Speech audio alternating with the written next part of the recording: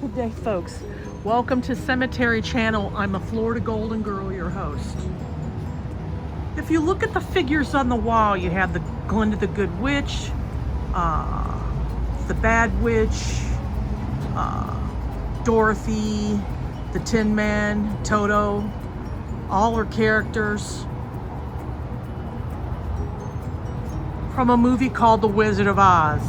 Folks, today's travel adventure takes us to the port of Cape Canaveral.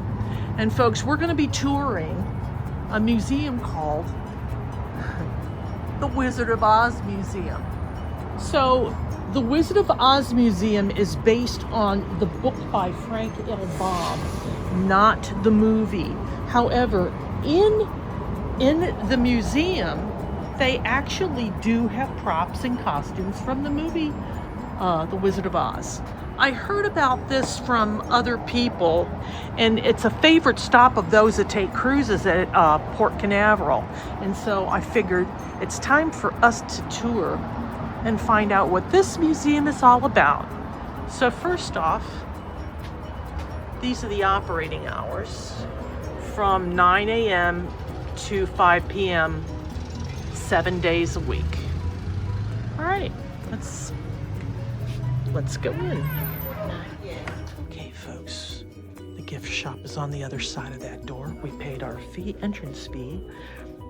At first, there is the scarecrow, and now we're going to take a look at all of the museum exhibits, which are behind glass cases.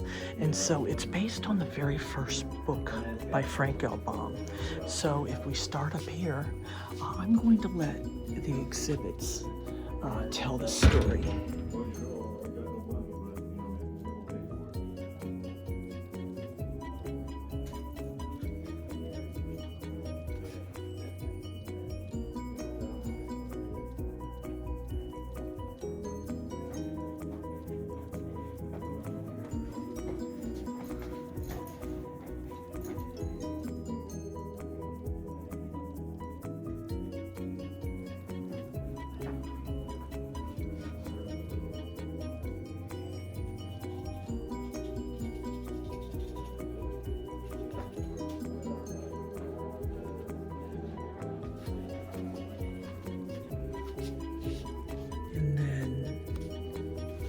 This is another book written by Frank L. Baum, and it's Mother Goose in Prose, and this was the first published children's book in 1897.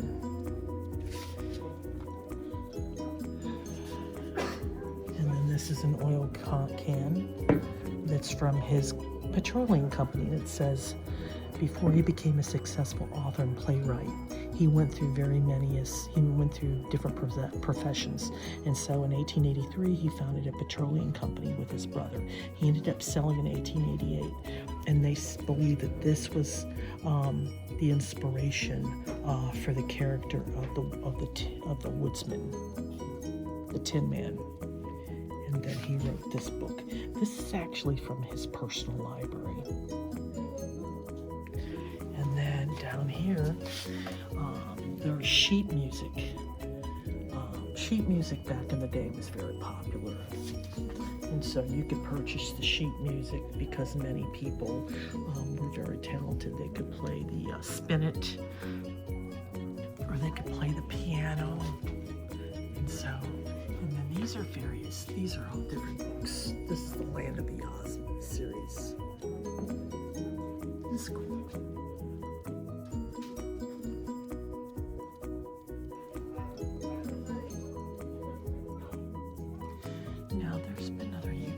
That have been here before me, but I am a fan of the movie.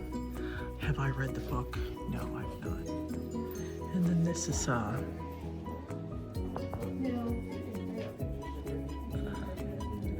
and so he really was a prolific author, and it said these are his other books.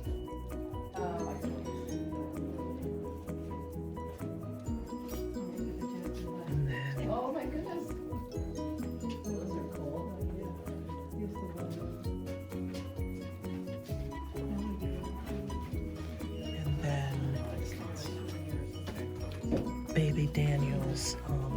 She was a very famous actress. She did some acting with Rudolph Valentino, and here it says that she was an English actress who played Dorothy at the age of 9 in the 1910 film version of The Wizard of Oz. And I'm very familiar with who Baby Daniels is. It says that movie is like a prequel to The Wizard of Oz because it kind of explains. And so these are just movie cards from the musical. And then there's just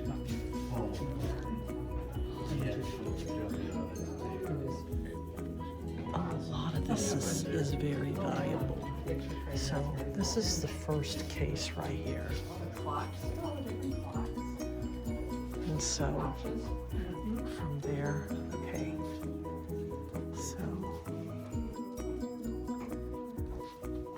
So this is,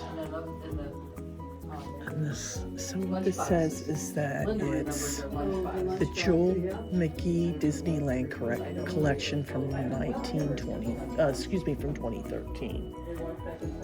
And so this is from the Disneyland Great Movie Ride. And they actually had,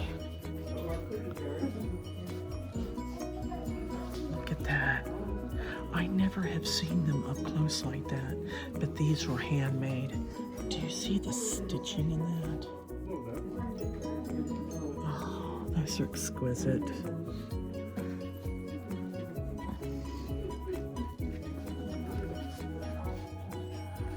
Okay, and up here we have more.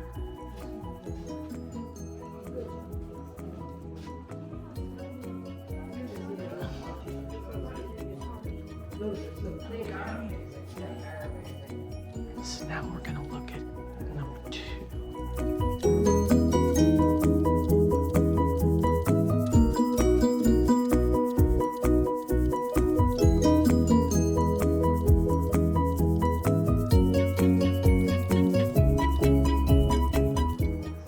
Okay, so we got to see the ruby slippers, formerly called the silver slippers.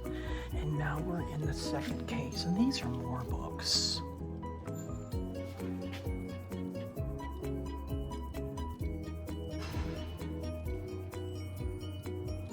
Do any of you have any of these books?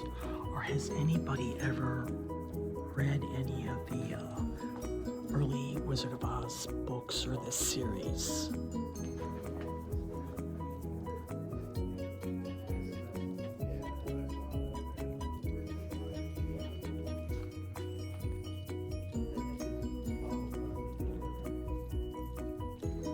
And then this is a letter that was written by Frank L. Baum to one of his fans, and this is dated 4th of January of 1920. And this is more sheet music. And then there was Wizard of Oz toys. Isn't this cool?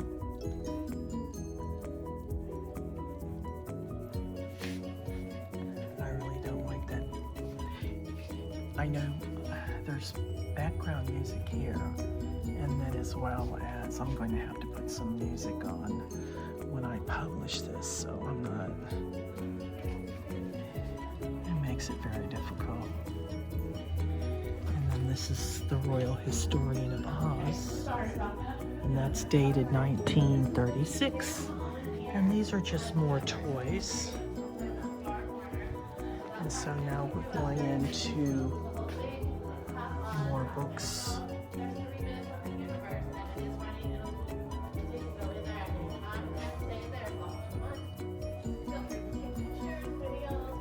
And then these were from the movie. These are 1939 Wizard of Oz Mask for Halloween. Highly collectible. And then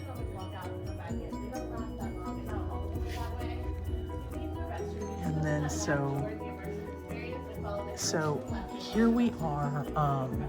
So they finally made a movie based on The Wizard of Oz. So now we're going to look at the actual script. This is dated 1938, and this was Mervyn LeRoy script. Do you see that? Return to MGM Art Department. And then this is temporary schedule for June the 6th of 1938. So that's, and then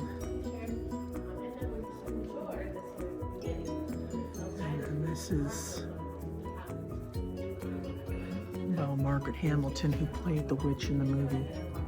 That's her autograph, and this is dated June the 20th of 1939. Judy Garland, that's her signature there.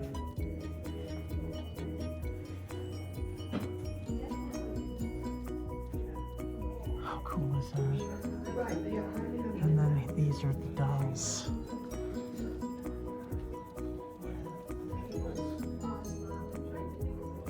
Those dolls look creepy. And then this is the cast of The Wizard of Oz.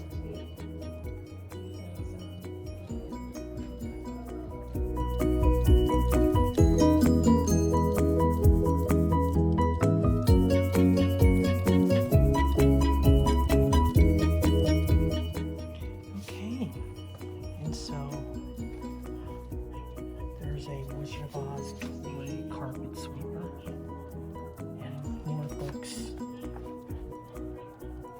And so these are just more books right here.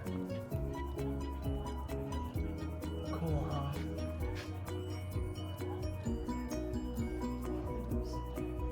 And then there was a total of 40 Oz books, so here is a 45 that was from The Wizard of Oz. It's the Art Carney is some voices on it, and then an interesting photograph.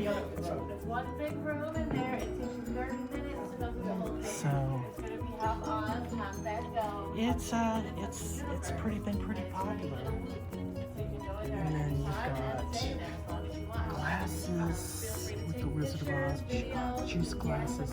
And then more toys. The Wizard of Oz game. You ain't gonna find a lot of these toys, but I think if you're interested in anything Wizard of Oz, you can find it at any antique store around here. I haven't seen it. And then, so this is about, so they went ahead and they made a Baum movie called The Wiz. So these are just different props from that movie, and some toys and signed memorabilia. Remember the old Viewmasters? And so that is the album, The Wiz. No, I did not have it. Now, I remember that Jet magazine because I used to subscribe to it. And it says this poster is signed by Michael Jackson because he was in the movie The Wiz. And then these are just more toys. And then it's just... it's Glinda the Good Witch. And then these are all 1989 circa costumes, masks. And then you've got little Christmas ornaments.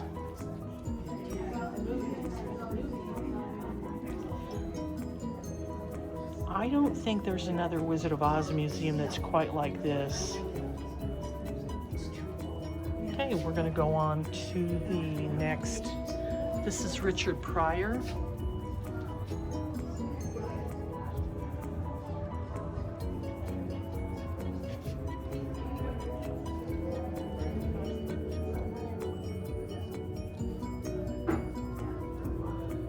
I'm sorry, those are just nasty looking. I don't even know what, so here you just got a lot of figurines. Toys.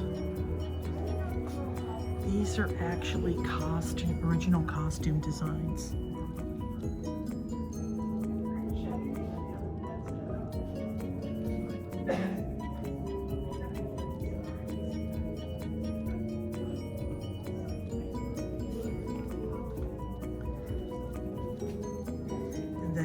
is a poster, and it said this poster instructed children how to properly sit in a desk. Was released by the American Seated Company in 1929. It was based on the first Wizard of Oz. Do you see that?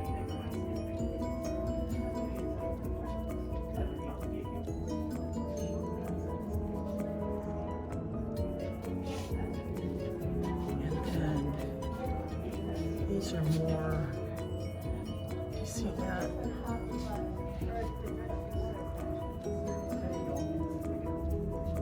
I don't own nothing Wizard of Oz. I like the movie, and that's as far as that goes.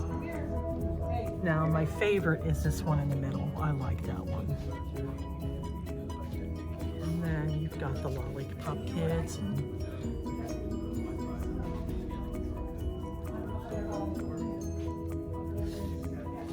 Now, I've seen the ruby slippers before when I was at the Smithsonian.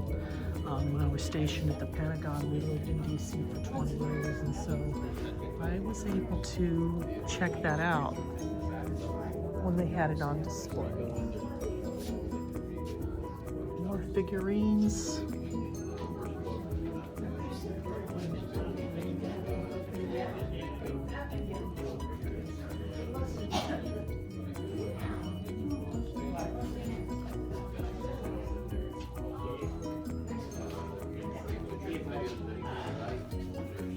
So you've got, oh, I remember these.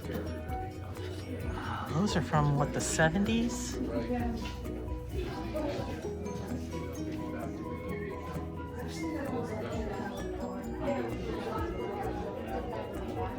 Okay, so this is from Mickey Dean's. It says, "My name is Mickey Deans. For many years, I have worked as a nightclub manager and promoter, and I am best known for being the fifth and final husband of legend Julie Garden. The waist-length reddish fox raccoon coat was an older fur of Judy's that was in the possession of her mom and packed up with items when Ethel passed away. So it was hers and had the script J&G monogrammed initial on the inside. So this was some pictures that they gave, that I guess the museum probably bought. So that's her final husband. I guess this was in London. And then this is the fur coat. This is her wearing it. She had to have been in her early 20s. I swear, she was such a pretty lady. And this was Judy Garland's coat.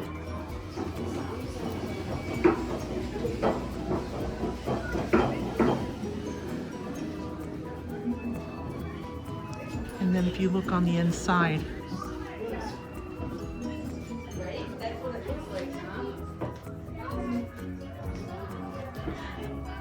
she just didn't age very good because she didn't take care of herself. But look at what the studio did to that poor lady. She was such a pretty lady. And these are various magazine covers with her on it and eyes on it.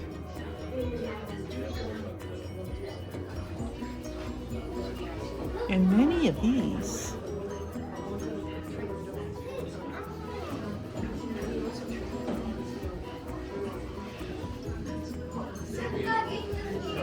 and this is her with her dogs. And then she was with Mickey Rooney at 42nd Street. And her reading the Wizard of Oz book.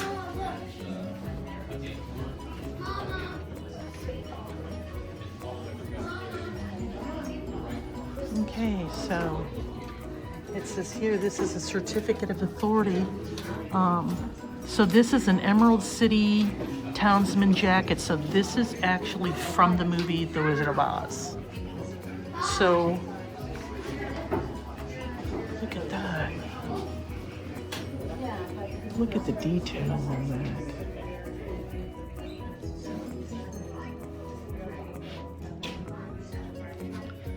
Looks like that's like felt or something, but the material that they used back then was very good. Can you just see that's all handmade? Isn't that gorgeous?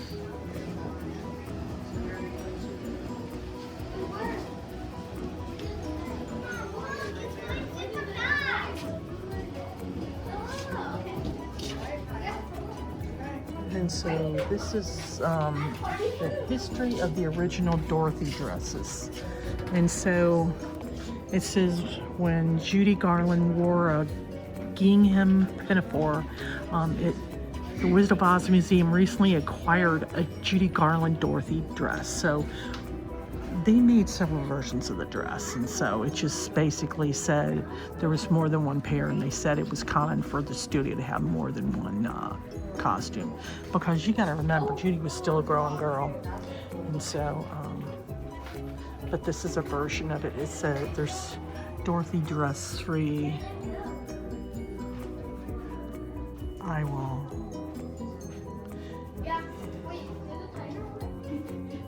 Y'all may want to take a picture of this when you see this video so that you can look at the history. But this is the dress. Look at that. I mean, you could tell. Yeah. But look at the detail on that. Do you see that? Look at how thin she was.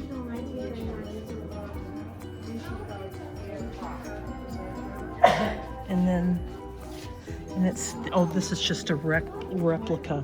And it said the ruby slippers were silver shoes in the book, but not in the MGM film. They thought that the color would look better against the backdrop of the yellow brick road. And this is the Innes Shoe Company. So this is a replica. Innes Shoe Company. I need to take a look at that. Okay, and so here's something about the Tin Man. And so this is Buddy Ebsen. He was the one that originally tried out for it, but he ended up having some type of allergic reaction against the makeup that they used, and it didn't work. And then this is Jack Haley.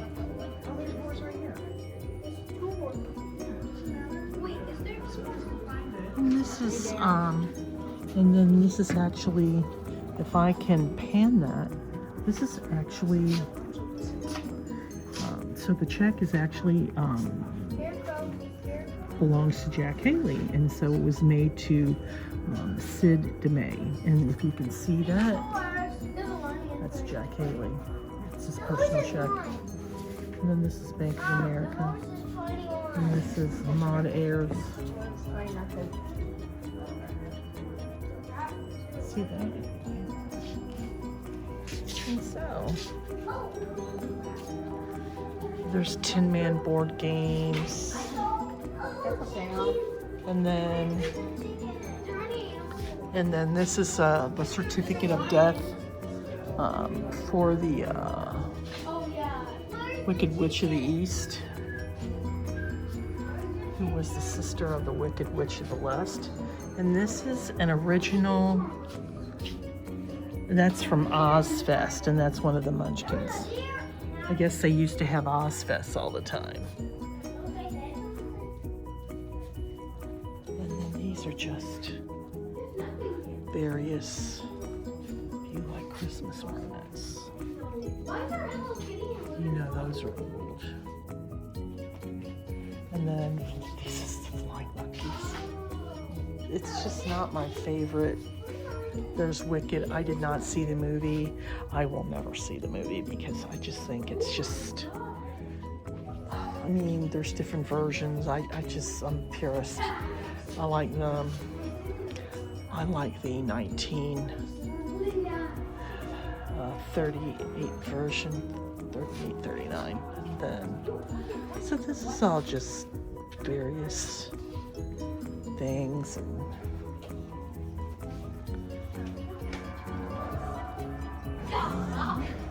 it's this Munchkin Land, and this is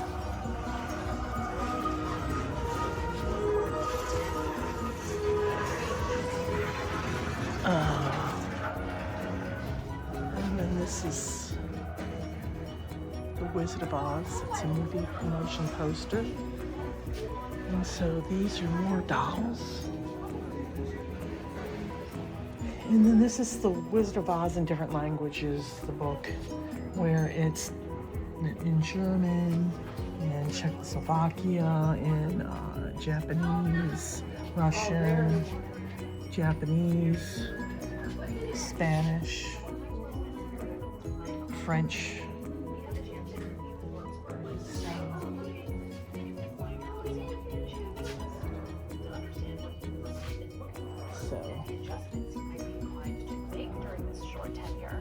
We have to know a little bit about his prior work. Cukor was, by this point, a prominent director working on melodramas, refined literary adaptations, and sophisticated comedies like Dinner at 8, Little Women, and Romeo and Juliet. While Cukor is less known for specific filmic visual techniques, he is and was understood to be an excellent director of actors, or more specifically, of actresses. By directing Katharine Hepburn in her star-making debut of Philip Divorcement, Greta Garbo in perhaps her greatest sound performance in Camille, and later Ingrid Bergman in Gaslight, Audrey Hepburn in My Fair Lady, and on and on and on, he earned a reputation as a woman's director. He despised this label, partly because it erases the fact that he also directed several Best Actor winning performances, and probably because for a long time making women's pictures relegated you to the trash bin of film history. Sure enough, for many years his reputation took a measurable hit because of this label. For Cukor, the key to getting the film right was in the details of the performance. He told Film Comment in 1972, "I achieved practically all of my film effects through actors and actresses. Other directors get their effects by photographing a doorknob, etc. I like to concentrate on actors' faces." Because he began his career in film as a director of dialogue, he also developed a notoriously good ear for how an actor speaks. To him, Okay, so that talks about the making of The Wizard of Oz. There's actually a book, so for those that are wanting more information, you can read the book. You actually, I think, you could probably find that on archive.org. And here there's just more figurines.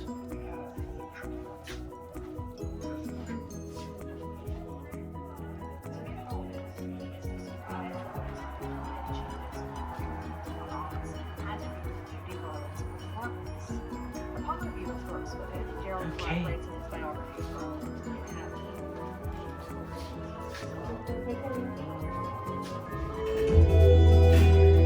Okay, folks, this is the Van Gogh Immersion Museum piece.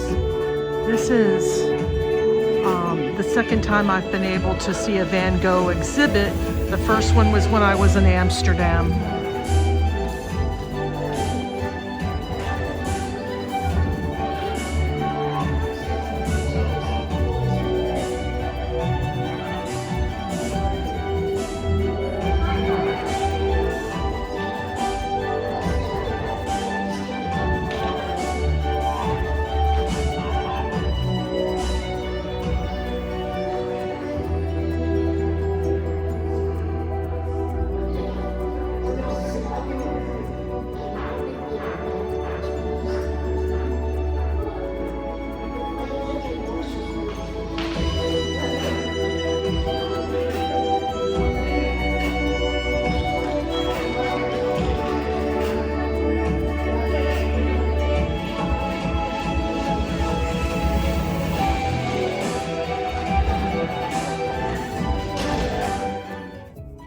Okay, folks, we've done a tour of the Wizard of Oz Museum. I hope you enjoyed coming along with me on something I've been wanting to come and visit for a while. If you get an opportunity, like, subscribe, click on the notification bell that lets you know when a new video will be uploaded. Tell a neighbor, tell a friend. Word of mouth is how my channel grows. Thank you for coming along with me today on this journey to the Wizard of Oz Museum here at Port Canaveral. The museum is moving sometime this year to Cocoa Beach. So I was lucky we were able to tour while we got an opportunity. Thank you for watching, folks. I'll see you in the next travel adventure. So long for now.